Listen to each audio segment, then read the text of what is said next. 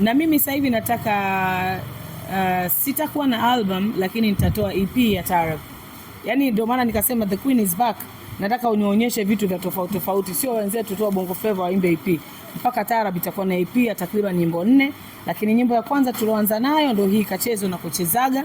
Nyimbo inayofuata ambayo kabla hatujafika mwezi wa 8 nitaiachia pia. Nia yangu ni kwamba watambue hizi nyimbo, ama hii EP ni EP au EP? EP. Kirefu chake msiniulize, mtanzalilisha.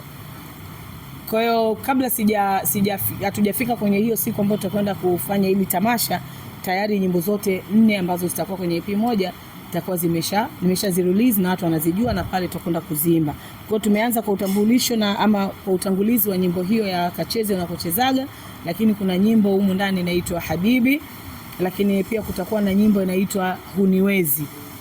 Sasa ikitoka hiyo Huniwezi, Gabi ndio utakuja kuniuliza maswali mengi zaidi. Lakini kuna nyimbo nyingine inaitwa